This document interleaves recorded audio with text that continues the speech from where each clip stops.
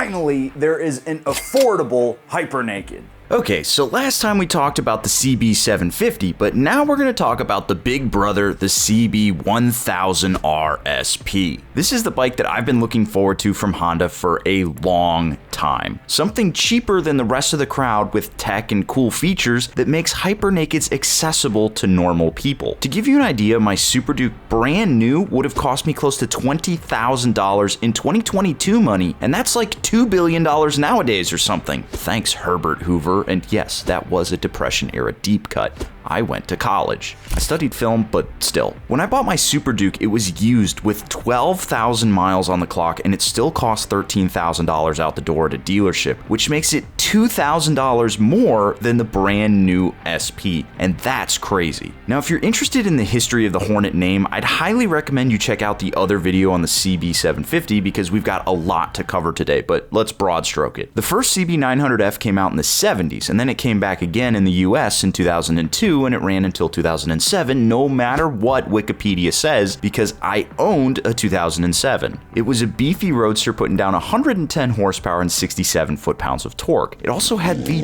best exhaust note at idle. It sounds like a boat motor, and it has a very distinctive whistle. Honestly, it's one of my favorite bikes of all time, but it was sitting right next to the FZ1 at a dealership, which was putting down 146 horsepower and 76 foot-pounds of torque. In the cocaine-powered early aughts, the FZ1 was the obvious choice because more numbers were more better. Nowadays, the CB1000R SP is packing the 999cc inline 4, putting down 157 horsepower and 79 foot-pounds of torque, allegedly. More on that later. And it weighs in at 467 pounds wet, which is just a tad on the heavy side. You've got a pretty small MT09 SP looking dashboard that allows you to play with all the rider modes. Specifically, you can swap between the built-in ones or the two programmable modes, which is a feature I absolutely love. Sometimes you do want to dial the modes to your liking. Specifically, I'm thinking throttle response and engine braking, and my Super Duke doesn't do that, and that is a much more technologically sophisticated motorcycle. The CB also has big-ass Brembos, which the CB1000R did not have, and it has fully adjustable suspension with an Öhlins rear shock. As a side note, have you noticed that a lot of bikes looking to add Öhlins are using the shock in the rear and then a standard Showa or House forks up front? The CB isn't the first. The MT09 SP did it, the Triumph Thruxton R did it, the Z900 SE did it, and your mom did it. Yes, I reused that joke in both Hornet videos, but the point remains. Sure,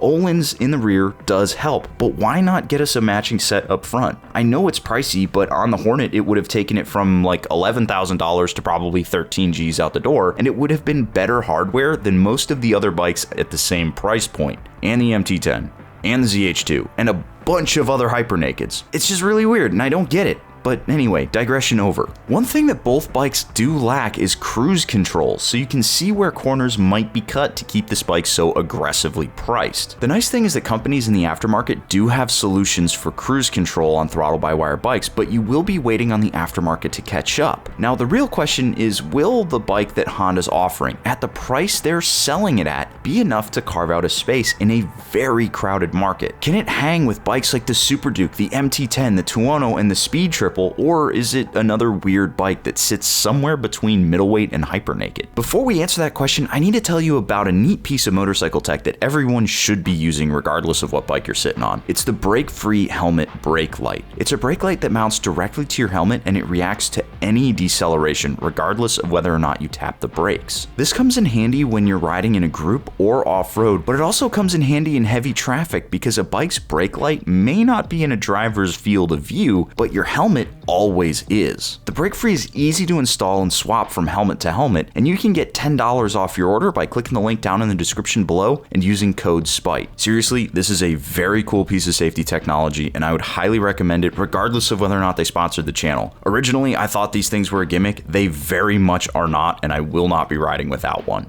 And with that said, let's get back to the bike. I sent Whitney off to California to see how the CB1000R SP shakes down, so take it away, Whitney.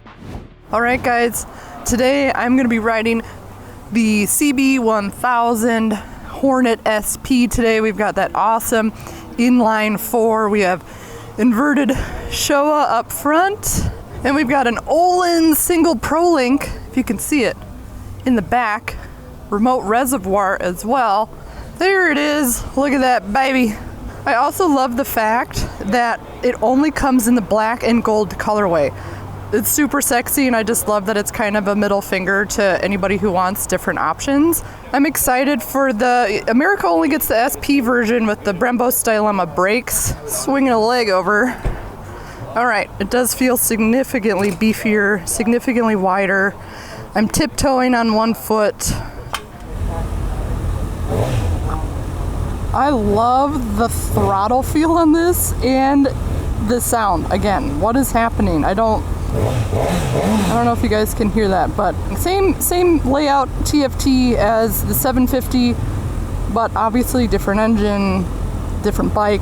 It's feeling significantly different. Like, this is going to take a little bit of acclimating to get to, but lurchy clutch, very different clutch feel. Honda's tech suggested some suspension settings for me. So he adjusted the suspension, relaxed it a little bit, softened it up, and said it's going to be a much smoother ride, which I was very grateful for. Oh yeah, like immediately the power, there's character here, which is what I was worried about, that it was just going to feel super linear and kind of boring. That is not happening on this machine at all. And the clutch, it has multiple kind of feel layers to it. Like sometimes it feels jumpy. Like this thing could definitely pop some dank nooners. Do people still use that term? But it feels really smooth, and the power delivery doesn't feel boring. Like it feels like this big surge. It's perky, like it's fun. You get a little bit excited. I feel like I'm gonna have the most fun on the highway, unfortunately, today. But we'll see. We'll see. It's not as flickable. This is city riding we're talking about. I am not feeling like that initial tip-in or that pseudo-intuitive response. Sometimes bikes want to tip in too fast, too quickly, but this, I'm feeling a little resistance. All right, let's get on the highway, ladies and gentlemen. Also, quick to note, this has been kind of a sore spot. Take it for what it's worth. The CB750 has self-canceling turn signals, but the CB1000 does not. Everybody's been kind of complaining about that. So, dodging traffic, catching up on this big group ride. Super easy. We've got the textured highway again, and I'm not noticing my brain being rattled out of its brain, which is great. Great highway bike. I knew it was going to be happier from the moment I twisted the throttle. It's so much fun to try to turn off your where the hell am I, this is a brand new place brain and go into focal point mode.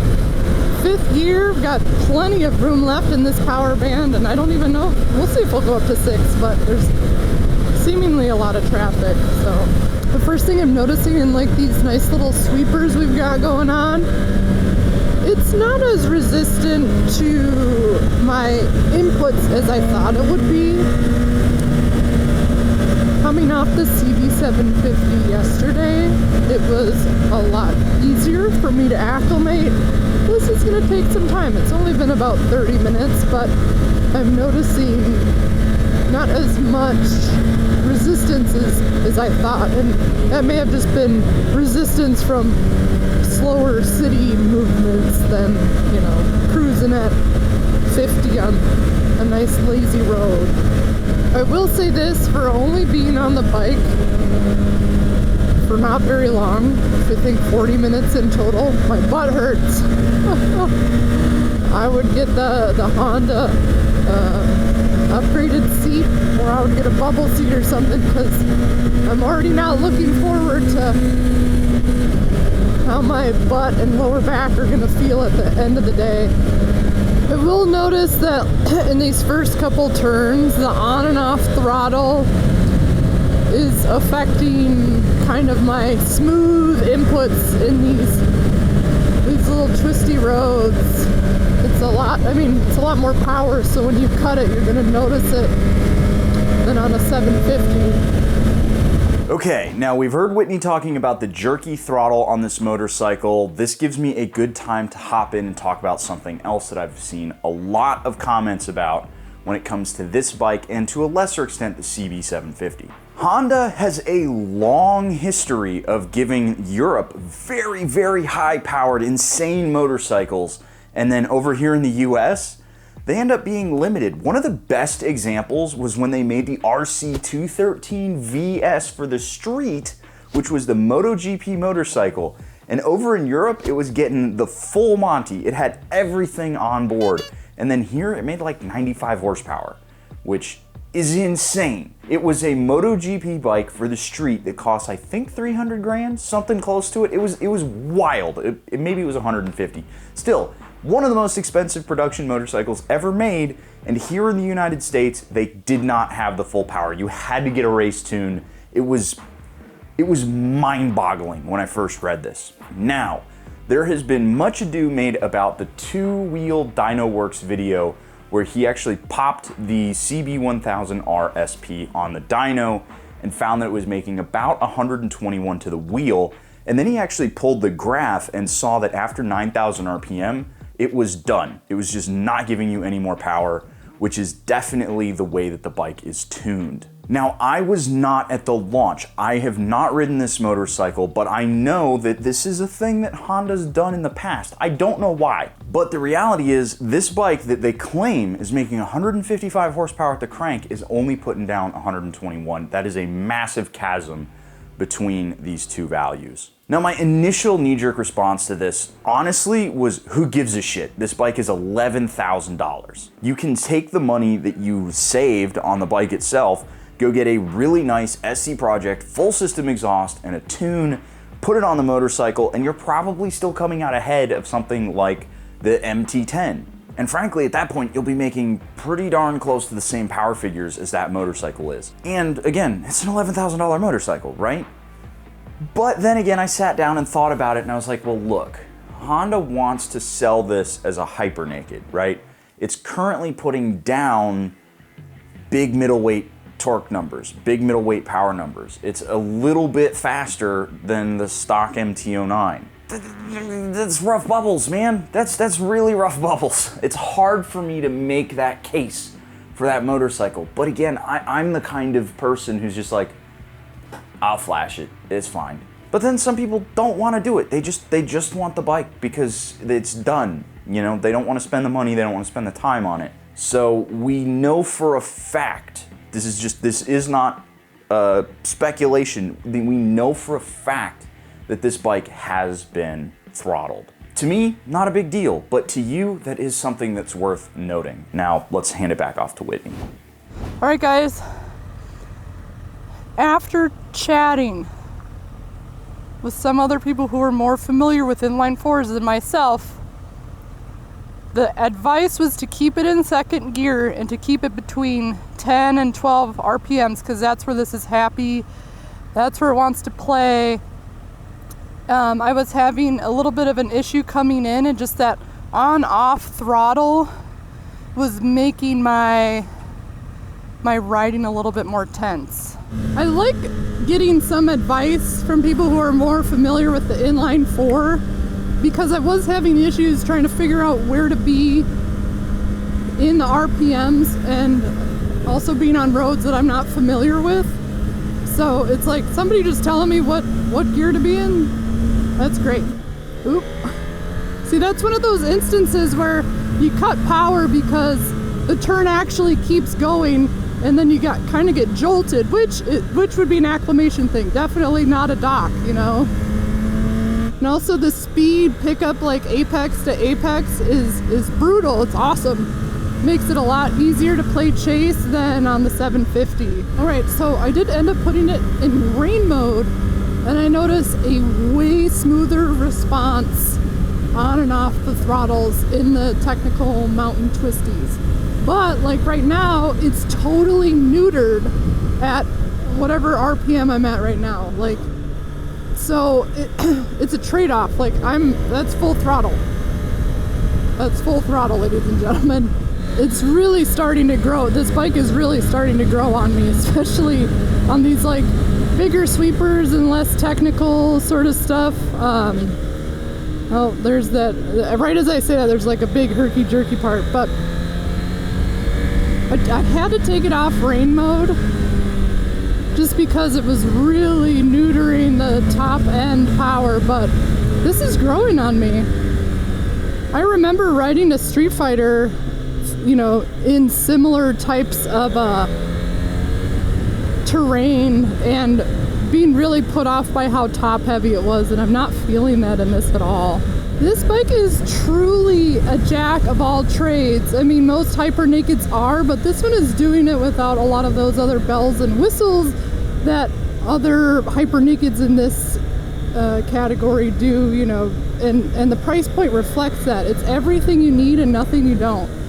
It doesn't have a ton of rider aids, but it's got enough power, it's got plenty of torque, it's got a crispy quick shifter.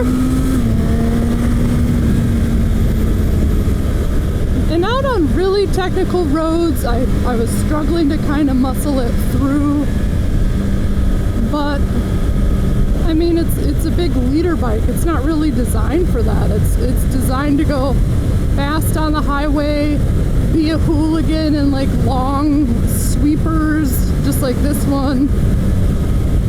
It's to me, it's like the ultimate American bike, right? All right, guys, so standing here with the Honda CB1000 Hornet SP.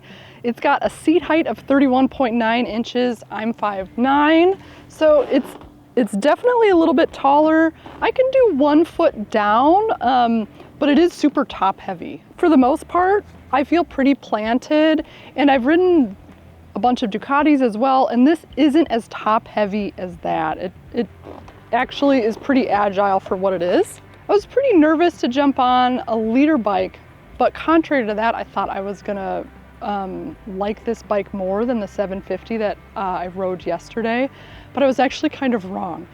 Of course, a leader bike is going to be more of a beast to kind of muscle in corners, but initially that was scary, but as the day went on, I tried it in rain mode. I noticed that it was a lot smoother with the on and off throttle because that was like slipping me up and kind of preventing me from going as fast as I wanted to.